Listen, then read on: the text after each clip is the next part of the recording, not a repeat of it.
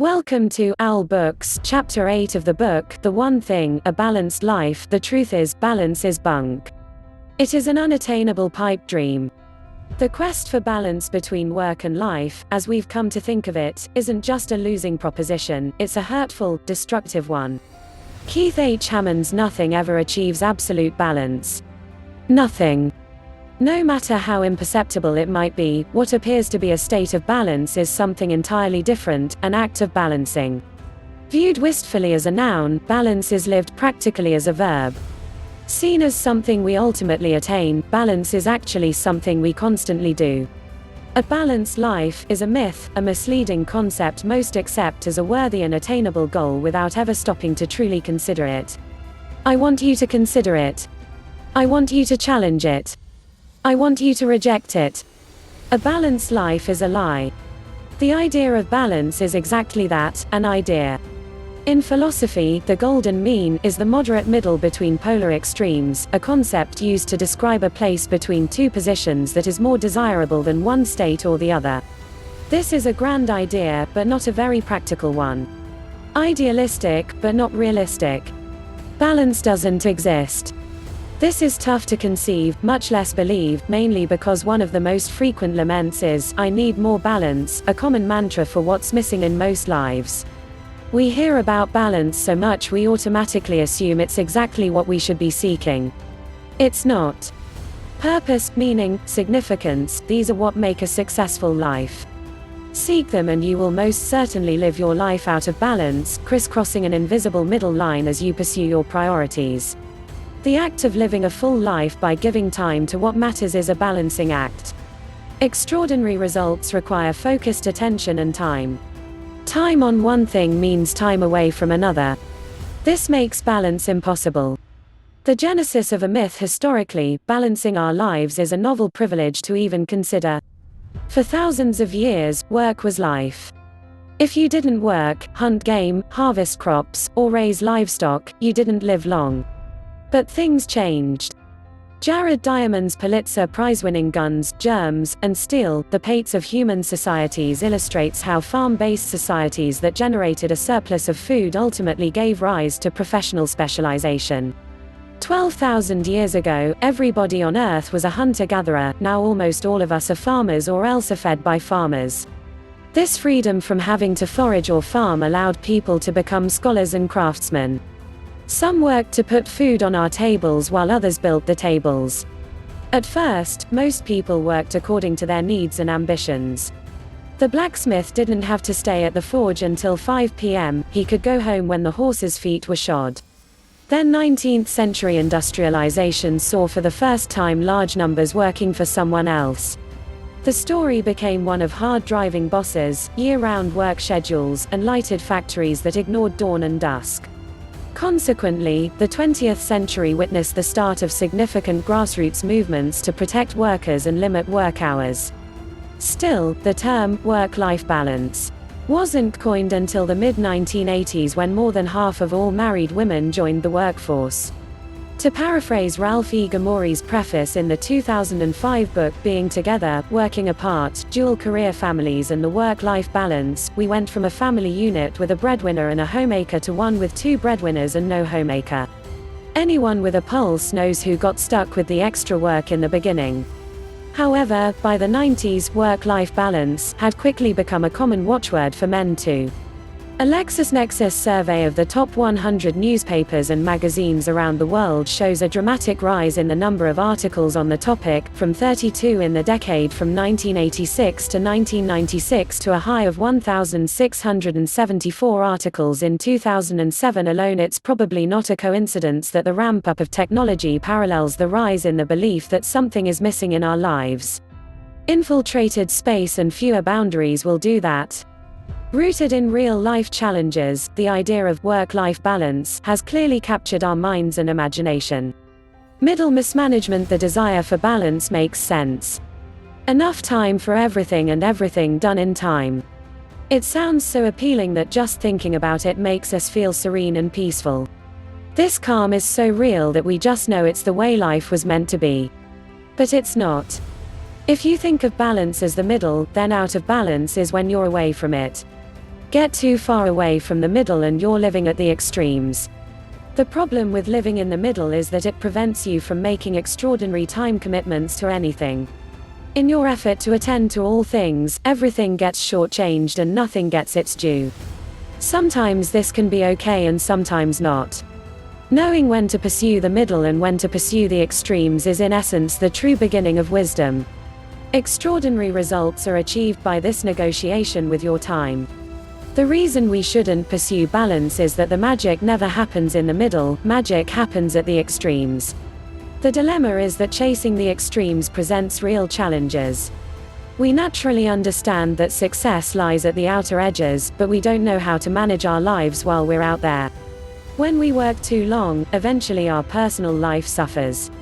Falling prey to the belief that long hours are virtuous, we unfairly blame work when we say, "I have no life." Often, it's just the opposite. Even if our work life doesn't interfere, our personal life itself can be so full of have tos that we again reach the same defeated conclusion, "I have no life." And sometimes we get hit from both sides. Some of us face so many personal and professional demands that everything suffers. Breakdown imminent, we once again declare, "I have no life." Just like playing to the middle, playing to the extremes is the kind of middle mismanagement that plays out all the time. Time waits for no one. My wife once told me the story of a friend of hers. The friend's mother was a schoolteacher and her father was a farmer. They had scrimped, saved, and done with less their entire lives in anticipation of retirement and travel. The woman fondly remembered the regular shopping trips she and her mother would take to the local fabric store where they would pick out some fabric and patterns. The mother explained that when she retired these would be her travel clothes. She never got to her retirement years. In her final year of teaching, she developed cancer and later died. The father never felt good about spending the money they'd saved, believing that it was their money and now she wasn't there to share it with him. When he passed away and my wife's friend went to clean out her parents' home, she discovered a closet full of fabric and dress patterns. The father had never cleaned it out. He couldn't. It represented too much. It was as if its contents were so full of unfulfilled promises that they were too heavy to lift. Time waits for no one. Push something to an extreme and postponement can become permanent. I once knew a highly successful businessman who had worked long days and weekends for most of his life, sincere in his belief that he was doing it all for his family. Someday when he was done, they would all enjoy the fruits of his labor, spend time together, travel, and do all the things they'd never done. After giving many years to building his company, he had recently sold it and was open to discussing what he might do next. I asked him how he was doing and he proudly proclaimed that he was fine. When I was building the business, I was never home and rarely saw my family. So now I'm with them on vacation making up for lost time. You know how it is, right? Now that I have the money and the time, I'm getting those years back. Do you really think you can ever get back a child's bedtime story or birthday? Is a party for a 5-year-old with imaginary pals the same as dinner with a teenager with high school friends? Is an adult attending a young child's soccer game on par with attending a soccer game with an adult child? Do you think you can cut a deal with God that time stands still for you, holding off on anything important until you're ready to participate again? When you gamble with your time, you may be placing a bet you can't cover. Even if you're sure you can win, be careful that you can live with what you lose. Toying with time will lead you down a rabbit hole with no way out.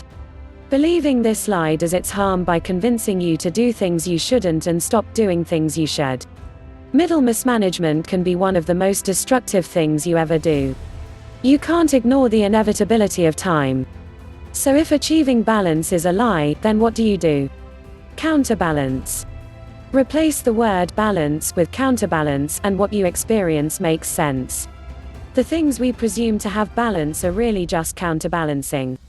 The ballerina is a classic example. When the ballerina poses en pointe, she can appear weightless, floating on air, the very idea of balance and grace. A closer look would reveal her toe shoes vibrating rapidly, making minute adjustments for balance. Counterbalancing done well gives the illusion of balance. Counterbalancing, the long and short of it, when we say we're out of balance, we're usually referring to a sense that some priorities, things that matter to us, are being underserved or unmet. The problem is that when you focus on what is truly important, something will always be underserved. No matter how hard you try, there will always be things left undone at the end of your day, week, month, year, and life. Trying to get them all done is folly. When the things that matter most get done, you'll still be left with a sense of things being undone, a sense of imbalance. Leaving some things undone is a necessary trade-off for extraordinary results. But you can't leave everything undone, and that's where counterbalancing comes in. The idea of counterbalancing is that you never go so far that you can't find your way back, or stay so long that there is nothing waiting for you when you return. This is so important that your very life may hang in the balance. An 11-year study of nearly 7,100 British civil servants concluded that habitual long hours can be deadly. Researchers showed that individuals who worked more than 11 hours a day, a 55-plus hour workweek, were 67% more likely to suffer from heart disease. Counterbalancing is not only about your sense of well-being, it's essential to your being well. There are two types of counterbalancing: the balancing between work and personal life, and the balancing within each. In the world of professional success, it's not about how much overtime you put in, the key ingredient is focused time over time. To achieve an extraordinary result, you must choose what matters most and give it all the time it demands. This requires getting extremely out of balance in relation to all other work issues, with only infrequent counterbalancing to address them. In your personal world, awareness is the essential ingredient. Awareness of your spirit and body, awareness of your family and friends, awareness of your personal needs. None of these can be sacrificed if you intend to have a life, so you can never forsake them for work or one for the other. You can move back and forth quickly between these and often even combine the activities around them, but you can't neglect any of them for long. Your personal life requires tight counterbalancing. Whether or not to go out of balance isn't really the question. The question is, do you go short or long? In your personal life, go short and avoid long periods where you're out of balance. Going short lets you stay connected to all the things that matter most and move them along together. In your professional life, go long and make peace with the idea that the pursuit of extraordinary results may require you to be out of balance for long periods. Going long allows you to focus on what matters most, even at the expense of other, lesser priorities. In your personal life, nothing gets left behind. At work, it's required. In his novel Suzanne's Diary for Nicholas, James Patterson artfully highlights where our priorities lie in our personal and professional balancing act. Imagine life is a game in which you are juggling 5 balls. The balls are called work, family, health, friends, and integrity. And you're keeping all of them in the air. But one day you finally come to understand that work is a rubber ball. If you drop it, it will bounce back. The other 4 balls, family, health, friends, integrity, are made of glass. If you drop one of these, it will be irrevocably scuffed, nicked, perhaps even shattered. Life is a balancing act. The question of balance is really a question of priority. When you change your language from balancing to prioritizing, you see your choices more clearly and open the door to changing your destiny. Extraordinary results demand that you set a priority and act on it. When you act on your priority, you'll automatically go out of balance, giving more time to one thing over another. The challenge then doesn't become one of not going out of balance, for in fact you must. The challenge becomes how long you stay on your priority. To be able to address your priorities outside of work, be clear about your most important work priority so you can get it done. Then go home and be clear about your priorities there so you can get back to work. When you're supposed to be working, work, and when you're supposed to be playing, play.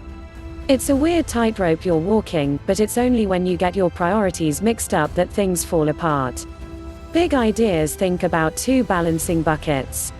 Separate your work life and personal life into 2 distinct buckets, not to compartmentalize them, just for counterbalancing. Each has its own counterbalancing goals and approaches. Counterbalance your work bucket. View work as involving a skill or knowledge that must be mastered. This will cause you to give disproportionate time to your one thing and will throw the rest of your work day, week, month, and year continually out of balance. Your work life is divided into two distinct areas: what matters most and everything else. You will have to take what matters to the extremes and be okay with what happens to the rest. Professional success requires it. Counterbalance your personal life bucket. Acknowledge that your life actually has multiple areas and that each requires a minimum of attention for you to feel that you have a life. Drop any one and you will feel the effects. This requires constant awareness. You must never go too long or too far without counterbalancing them so that they're all active areas of your life. Your personal life requires it. Start leading a counterbalanced life. Let the right things take precedence when they should and get to the rest when you can. An extraordinary life is a counterbalancing act. Thank you for watching.